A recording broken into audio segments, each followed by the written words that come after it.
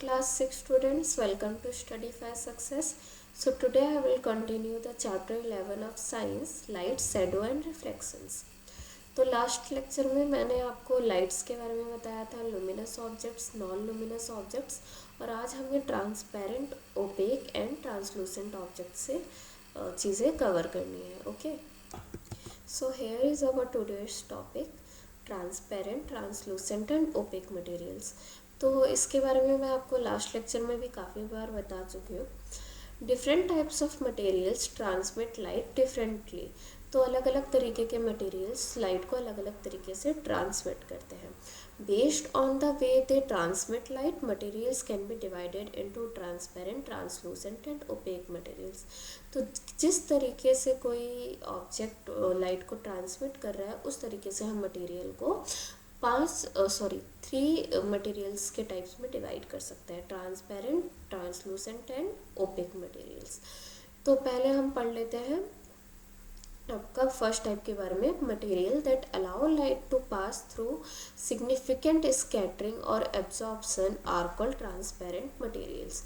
तो ये आपके ट्रांसपेरेंट मटेरियल्स कैसे मटेरियल्स होते हैं जो लाइट को अलाउ करते हैं थ्रू सिग्निफिकेंट स्कैटरिंग या फिर अब्जॉर्प्शन से लाइट को पास थ्रू करने के लिए अलाउ करते हैं.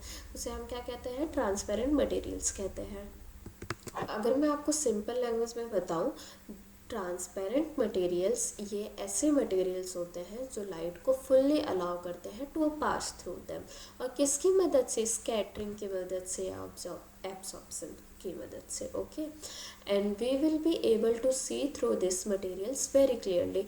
और इसकी मदद से हम चीज़ों को बहुत क्लियरली देख सकते हैं, क्योंकि ये लाइट को फुल्ली अलाउ, कम्प्लीटली अलाउ कर रही है to pass through them.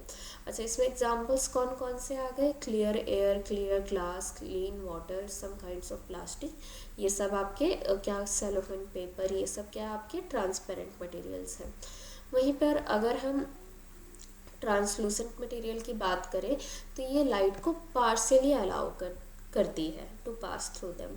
Material that allow light to pass through them but scatter और diffuse the light as it passes through, that is a parallel beam of light comes through in all directions, are called translucent materials.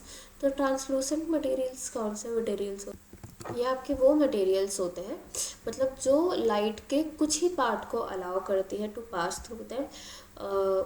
पास करने के लिए allow तो कर रही है, लेकिन जब ये पास होती है तो या तो ये लाइट को स्कैटर कर देती है या फिर ये डिफ्यूज़ करती है जैसे ये लाइट इससे पास होती है. दैट इज़ जो एक पैरेलल बीम ऑफ लाइट है, सारी डायरेक्शन से आ रही होती है. इसे ही हम क्या कहते हैं? Translucent materials. इसीलिए एक ऑब्जेक्ट ट्रांसलूसेंट मटेरियल के थ्रू क्लियरली विजिबल नहीं होता है. और इसमें आपके कौन कौन से एग्जांपल्स आ गए? Butter paper, frosted glass, paper smeared with oil, smoked glass. ये सारी चीज़ें आप में क्या गए? ट्रांसलूसेंट. आई मीन टू से कि ऑब्जेक्ट्स विजिबल तो होते हैं but not clearly visible in as compared to transparent materials. वहीं पर अगर हम ओपेक मटेरियल्स की बात करें तो materials that completely block light are called opaque materials. तो वो मटेरियल्स जो लाइट को कम्प्लीटली ब्लॉक कर देते, बिल्कुल भी अलाउ नहीं करते to allow the light to pass through them, that are opaque materials. अगर ये बिल्कुल भी लाइट को अलाउ नहीं कर रहे हैं, so we will not be able to see through this materials at all. हमें बिल्कुल भी चीज़ें विजिबल नहीं होंगी. And examples of an opaque materials are metal, mud, cement, coal and wood. तो ये सारे आपके ओपेक मटेरियल्स के एग्जाम्पल हो गए. अच्छा, एक मिरर की बात करें तो ये ओपेक मटेरियल का वेरी गुड एग्जाम्पल है, बहुत अच्छा एग्जाम्पल है. एक ideal mirror does not let any light pass through it. तो कोई भी आइडियल मिरर जो होता है बिल्कुल भी अलाउ नहीं करता किसी भी लाइट को पास होने के लिए. अब ये आपको कुछ फ़ोटोज़ दिखा रखी हैं. ये ओपेक है, बिल्कुल लाइट ट्रांसपेरेंट है. ये सारी लाइट इससे पास हो रही है, जितनी लाइट सोर्स ऑफ लाइट से निकल रही है सारी की सारी ये पास हो रही है. वहीं पे ट्रांसलूसेंट की बात करें तो कुछ लाइट स्कैटर हो जा रही है एंड कुछ डिफ्यूज़ हो जा रही है, इसीलिए some light passes through the translucent material. Opaque की बात करें तो ये ऐसा ऑब्जेक्ट होता है जो बिल्कुल भी लाइट को अलाउ नहीं करते हैं to pass through them.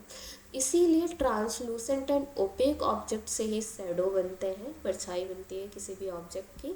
Transparent से बिल्कुल भी शैडो नहीं बनती है। ओके, अब प्रोपगेशन ऑफ लाइट की बात करें तो प्रोपगेशन मतलब कि वो जो लाइट है वो कैसे पाथ में ट्रेवल करता है। तो मैंने आपको बताया था लाइट का कैसा प्रोपगेशन होता है, रेक्टिलिनियर प्रोपगेशन ऑफ लाइट होता है। It means usually light travels in straight line, light हमेशा स्ट्रेट लाइन में ट्रेवल करती है।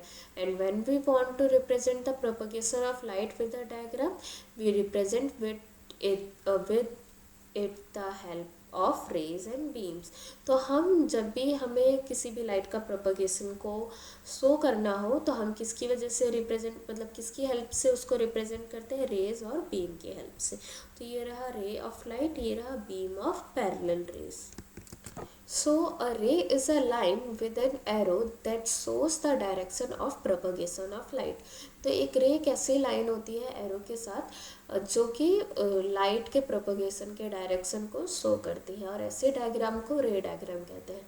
इसीलिए हम प्रोपगेशन ऑफ लाइट को रिप्रेजेंट कर सकते हैं with the help of rays and beam. और वहीं पे बीम की बात करें तो ये लाइट रेज का ग्रुप होता है, बंच होता है beam, which is moving in an organized manner, it is known as beam of light। Okay, तो ये आपका बीम ऑफ रेज है जो कि एक पॉइंट सोर्स ऑफ लाइट है, इससे निकल रही है। Okay, so this is the representation of light as rays and beam. तो अगर हम रे की बात करें तो it is an single ray of light, and beam of parallel rays की बात करें तो इसमें बीम का मतलब है ग्रुप ऑफ लाइट रेज। अच्छा, the property of light to travel in straight lines explain why many interesting phenomena related to light, like formation of shadows by opaque objects and formation of images in a pinhole camera। तो इसमें क्या कह रहा है कि light straight line में travel करता है।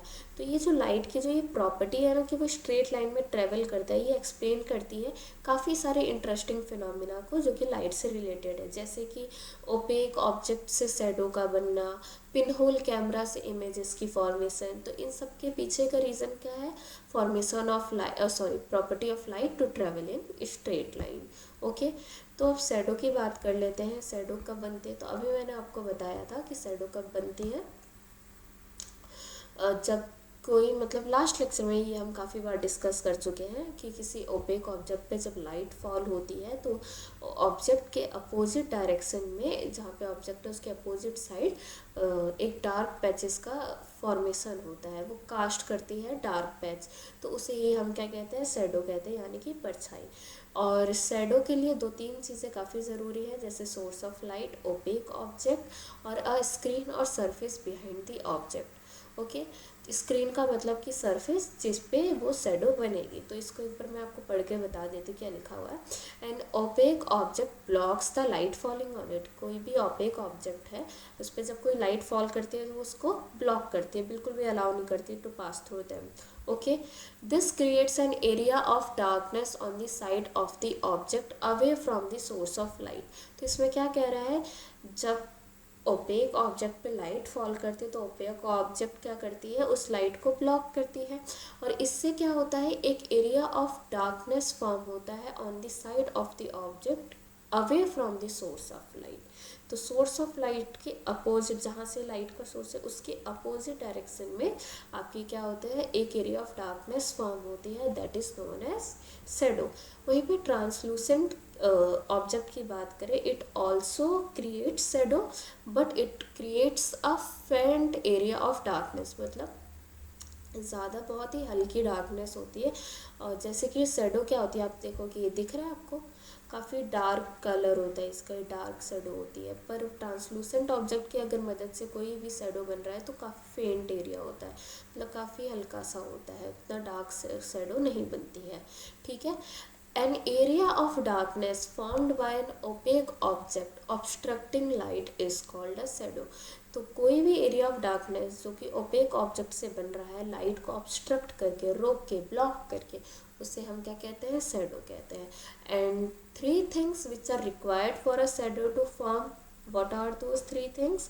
Source of light, opaque object and a screen और सरफेस बिहाइंड द ऑब्जेक्ट। एक लाइट का सोर्स चाहिए, ओपेक ऑब्जेक्ट चाहिए जो कि उस लाइट को ब्लॉक करेगी, और ऑब्जेक्ट के पीछे एक सरफेस चाहिए जहाँ पे वो शैडो की फॉर्मेशन होगी।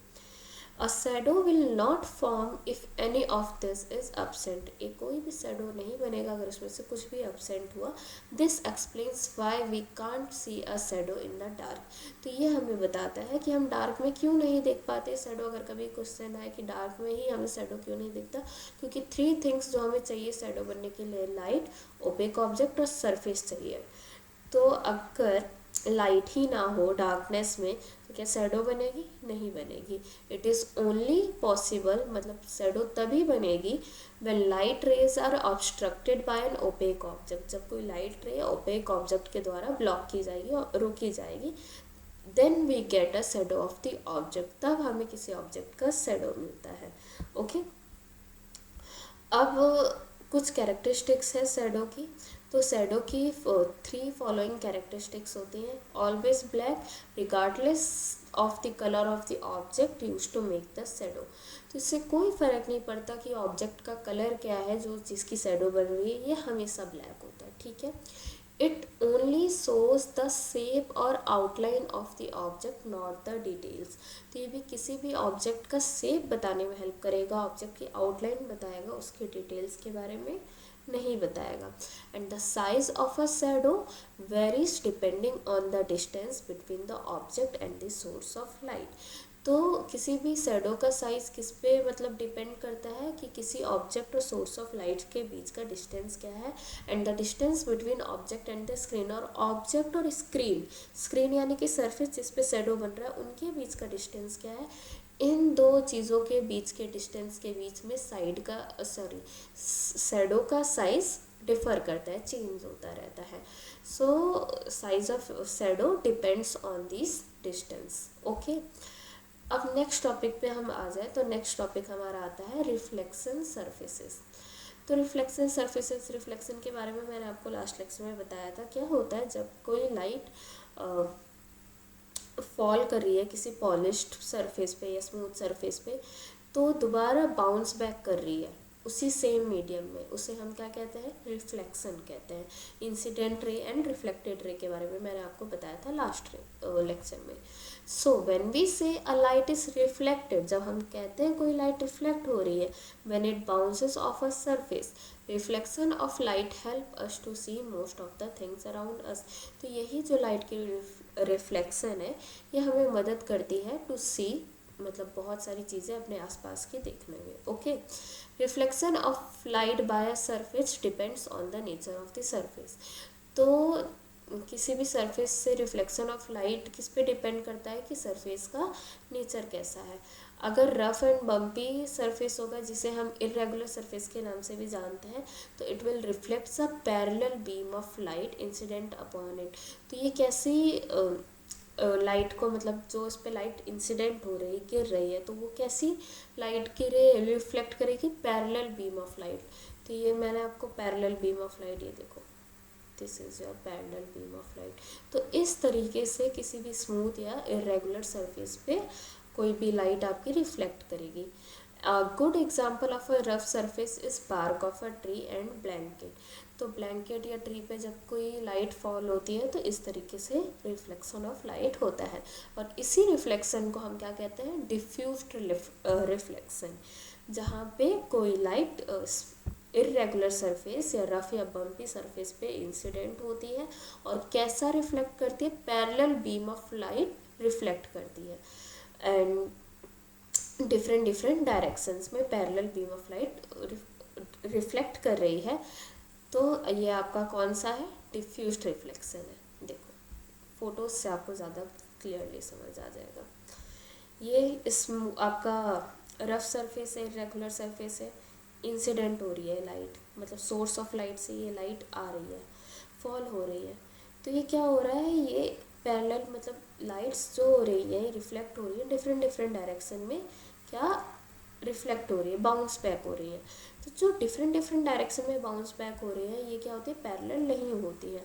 वहीं पे स्मूथ सरफेस कैसा मतलब रिफ्लेक्ट करते हैं, parallel beam of light reflect करते हैं। तो यहाँ पे रफ सरफेस में आपकी जो लाइट रिफ्लेक्ट होती है ये पैरेलल बीम ऑफ लाइट नहीं होती है, डिफरेंट डिफरेंट डायरेक्शंस में यहाँ पे लाइट रिफ्लेक्ट हो रही है। वहीं पे स्मूथ सरफेस की बात करें तो यहाँ पे ये पैरेलल बीम ऑफ लाइट को रिफ्लेक्ट करती है जब कोई लाइट इस पे इंसिडेंट होती है। इंसिडेंट रे यानी कि सोर्स ऑफ लाइट से कोई रे निकल रही है, that is your incident ray. और जब वो चीज़ बाउंस बैक करे उसी मीडियम पे, दैट रे is known as reflected ray. तो स्मूथ सरफेस से मैं बता रही हूँ, रफ सरफेस पे पैरेलल बीम ऑफ लाइट नहीं होती है, डिफरेंट डिफरेंट डायरेक्शन में लाइट आपकी रिफ्लेक्ट हो रही है। एंड स्मूथ सरफेस की बात करें तो यहाँ पे parallel beam of light reflect हो रही है। Okay, and a good example इसमें आपका मिरर हम कंसिडर कर सकते हैं कि मिरर पे जब कोई लाइट फॉल होती है तो ये पैरेलल बीम ऑफ लाइट को रिफ्लेक्ट करती है। वहीं पर अगर बार्क ऑफ ट्री या ब्लैंकेट पे करें तो ये पैरेलल बीम ऑफ लाइट को रिफ्लेक्ट नहीं करती है, और यहाँ पे डिफरेंट डिफरेंट डायरेक्शंस में रिफ्लेक्शन होता है यहाँ पे। Okay, so it doesn't reflect a parallel beam of light. ये डायग्राम सबको अच्छे से क्लियर हो जाएगा। A very interesting phenomena occurs when an object forms an image by reflection। तो एक बहुत ही इंटरेस्टिंग फिनोमिना होता है जब कोई भी ऑब्जेक्ट फॉर्म करता है इमेज रिफ्लेक्शन की हेल्प से। This is something all of us must have noticed by seeing ourselves in the mirror. तो ये चीज़ें हमने देखी होंगी जब जैसे हम मिरर में खड़े होते हैं, तो अगर हम सीधे खड़े हैं तो इमेज भी हमारी सीधी बनती है, डायरेक्ट बनती है, पर कैसी होती है, लेटरल इन्वर्जन। मतलब अगर मिरर के सामने हमारा ये राइट हैंड है, अगर ये रियल लाइफ में हमारा ये राइट हैंड है तो मिरर में आपका राइट हैंड आपको लेफ्ट हैंड में अपीयर होगा, लेफ्ट हैंड की तरह। So when we lift our right hand the image in the mirror appears to lift its left hand.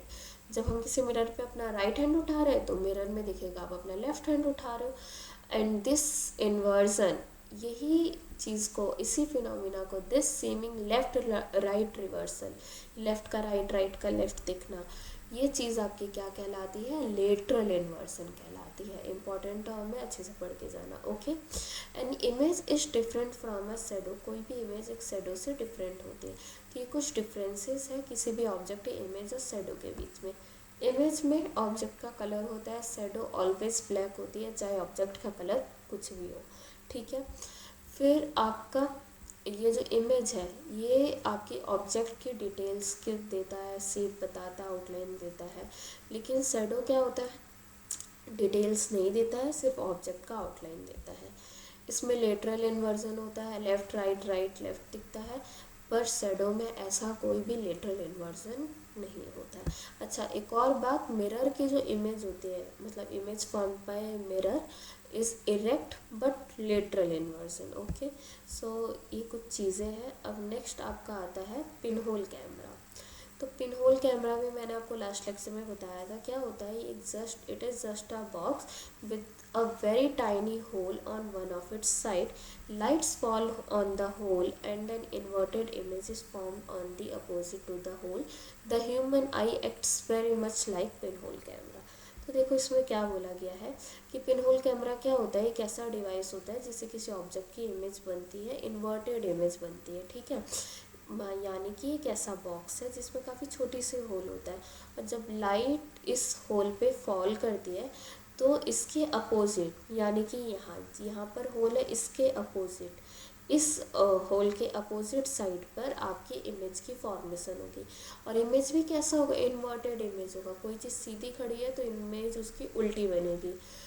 तो यही आपके इस तरीके की इमेज पिन होल कैमरा बनाते हैं, और हमारा जो ह्यूमन आई है वो काफ़ी हद तक पिन होल कैमरा की तरह एक्ट करता है। ठीक है, तो ये कुछ टर्म्स एंड कुछ प्रॉपर्टीज़ हैं जो मैंने आपको पूरे लेक्चर में बता दी है, और काफ़ी बार मैंने ये सारी चीज़ें डिस्कस कर ली है। Rough, bumpy surface, sources of light, shadow क्या होता है, प्रॉपर्टीज़ क्या है, ये सारी चीज़ें हमने इस चैप्टर में डिस्कस कर चुके हैं। And this is all about the chapter, and here our chapter light, shadow and reflection is finished. And if you want to access notes for this lecture and other subjects, you can download our app Studify Success from the Play Store. Go to the section called YouTube Notes, where you will find notes for every class and subject. Just download the app, register and sign up. You will get all the lecture notes easily.